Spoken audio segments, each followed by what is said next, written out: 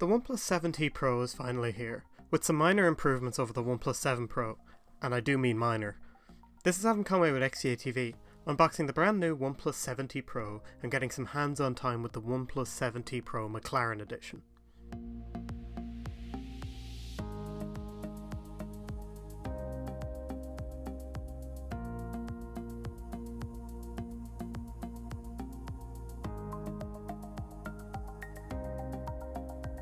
Everybody knew it was coming. The OnePlus 7T Pro was never really in any doubt. We've seen some major improvements over the years with the T variants of each of OnePlus's smartphones, but this phone has felt just a little bit odd. The OnePlus 7T Pro is more or less the exact same phone, with a Snapdragon 855 Plus and Warp Charge 30T being the only improvements. Oxygen OS 10 is here, but that's already on the OnePlus 7 Pro too. In fact, one of the biggest changes with the OnePlus 7T Pro is the box. I got the fancy reviewer's kit with a few cases that I'll be showing off later, but the actual box that the device comes in is much different to the older, smaller and white boxes that used to ship with the company's smartphones. The new ones are red and black, with a short message from the company on the front.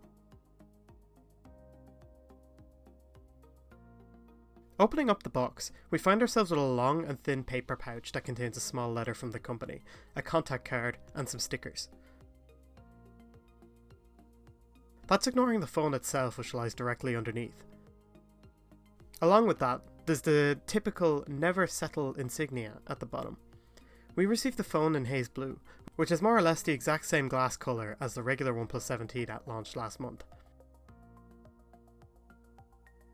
Moving on from that, underneath we find a gel case, the Warp Charge 30T charging cable and the accompanying plug. That's really it in the box. You don't get a 3.5mm dongle for your headphones, for example, though that was the same with the OnePlus 7 Pro too.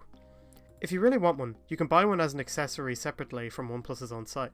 And speaking of accessories, in the reviewer's kit we also got 3 cases, a carbon protective case, a carbon bumper case, and a sandstone case.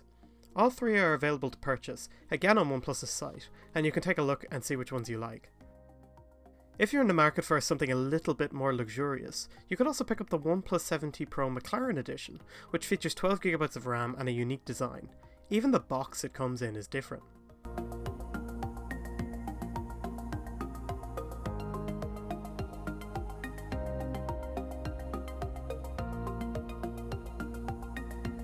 But the OnePlus 7T Pro is meant to be an iterative improvement over arguably the best phone of the year, at least in its price range. So how does it fare? Sadly, it appears to be hampered by similar touch issues as what we first saw on the OnePlus 7 Pro when it launched early this year. In this video, I slid my thumb along the left hand side curve on the screen, nothing else. I think it really speaks for itself.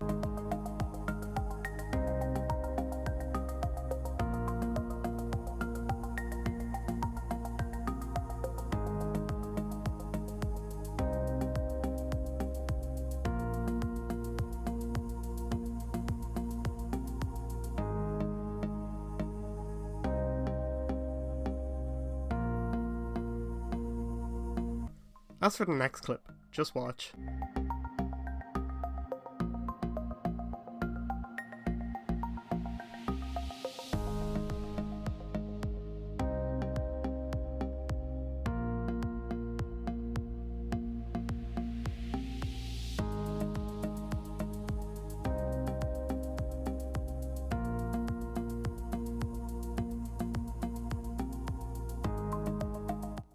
And on the problem front, I found the software to be pretty buggy.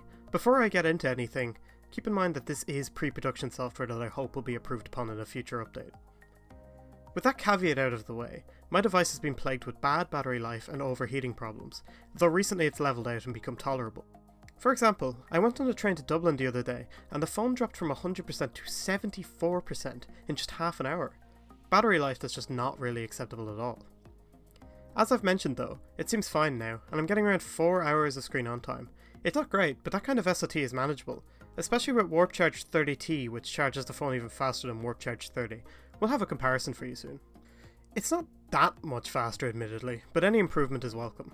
I've also had trouble with it killing my apps in the background, though that's always been a problem with OnePlus smartphones. But enough complaining, the phone otherwise is stellar. The Snapdragon 855 Plus is an improvement over the Snapdragon 855 in the OnePlus 7 Pro, albeit a very small one. Still, it emphasises OnePlus' commitment to speed and longevity of their smartphones. With 8GB of RAM and 256GB of UFS 3.0 storage, it's a perfect performer. It never really lags or slows down, and can run anything that you throw at it. It mightn't be the best gaming phone, but that's because it's not supposed to be one. It's a jack of all trades. That's all without even getting into build quality.